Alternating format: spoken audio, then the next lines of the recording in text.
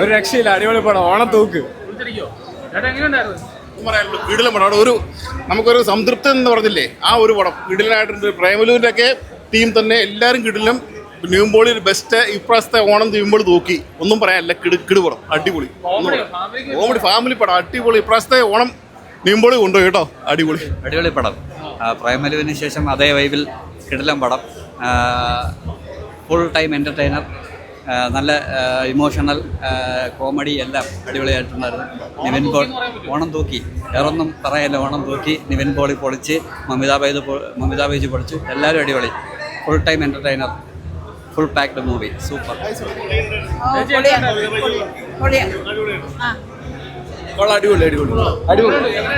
അടിപൊളി അടിപൊളി. നല്ല പടമായിരുന്നു. അടിപൊളി അടിപൊളി ഗംഭീര സിനിമ. ഓണം പിന്നെ നല്ലതാണ്. നല്ല പടമായിരുന്നു. കാര്യം എന്താ വെച്ചാൽ സീരിയസ്ലി പറഞ്ഞാൽ പല ആൾക്കാർക്കും സർവമായാണ് കംബാക്ക് നിവിൻ പോളിയുടെ. But for me I will say definitely this is a comeback. കാര്യം this is the best way you write a script. Because being a film aspirant ഞാൻ പറയാമല്ലോ, ഏറ്റവും മികച്ച ഒരു scripting. And you don't need to have all the hype to become a hero. ഒരു ഹീറോയിന് എല്ലാ കോ ആക്ടേഴ്സും കൂടെ അത്രയും ഹൈപ്പ് ചെയ്യണമെന്നില്ല.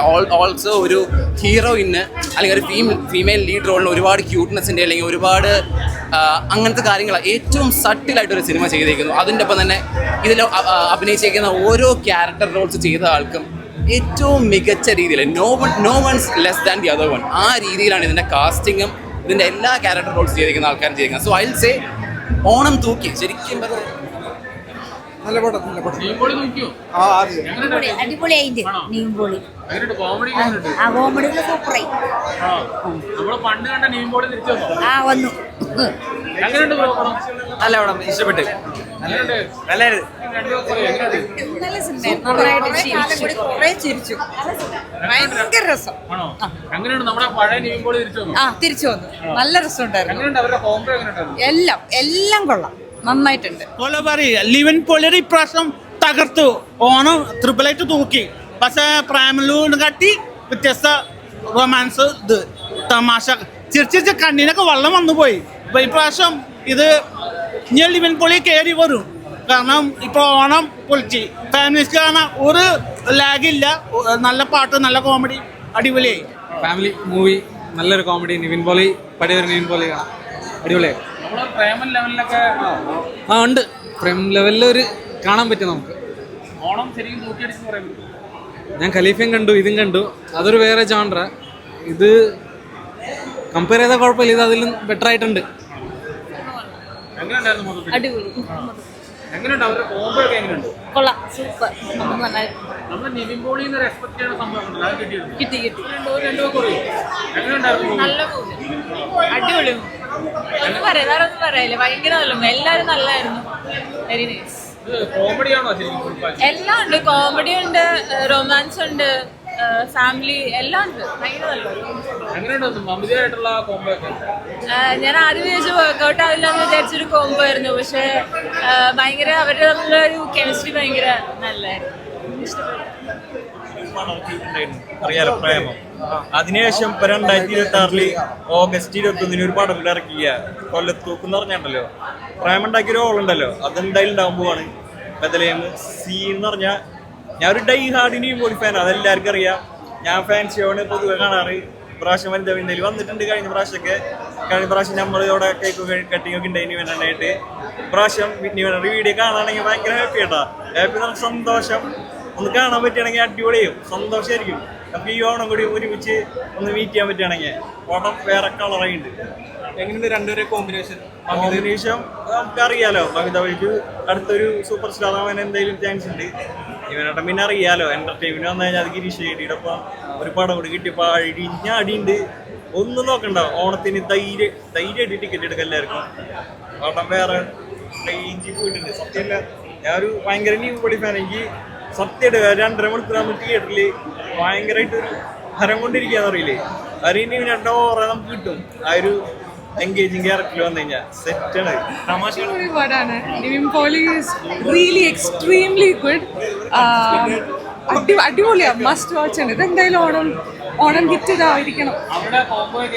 അടിപൊളി. മമിത നിവിൻ അടിപൊളി. ഫസ്റ്റ് ഹാഫ് ലൈക്ക് ഫുൾ ഹ്യൂമറാണ്. ആ ഹ്യൂമർ തന്നെ Nivin Pauly, the whole Nivin Pauly is there.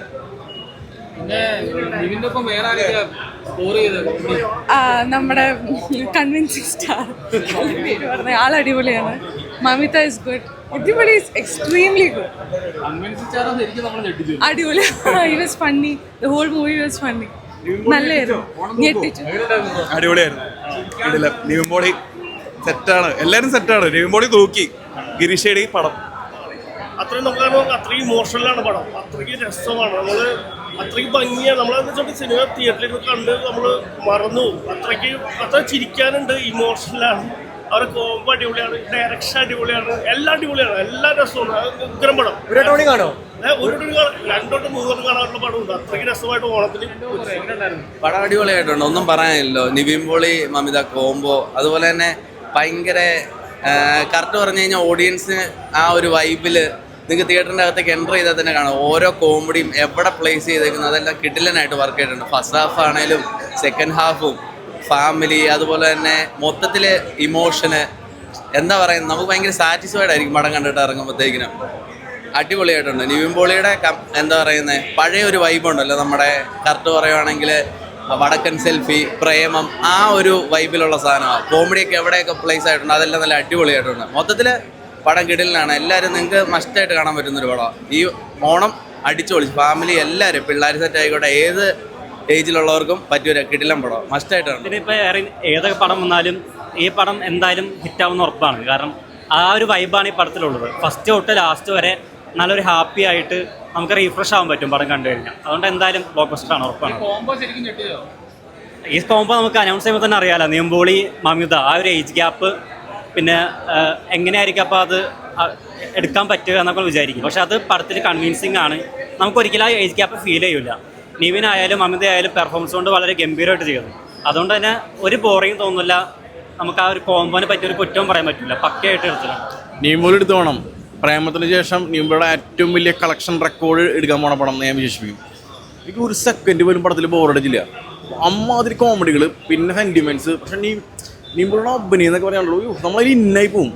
ഒരു രക്ഷയില്ലാതെ ആ സംഗീതിൻ്റെ ഒക്കെ കോമഡി ഇല്ലേ, അവരുടെ ഇതൊരു നാട്ടിൻപുറത്തൊക്കെ ഉണ്ടാവില്ല കുറച്ച് ഗ്യാങ്ങുകൾ, അവരുടെ ഒരു ഇതിലൂടെയാണ് കഥ പോണത്. രസമുണ്ട്. നമ്മൾ ഒരു സിനിമ പെട്ടെന്ന് തീരരുതേ എന്ന് ആഗ്രഹിക്കില്ലേ, അതാണ് ഈ സിനിമ.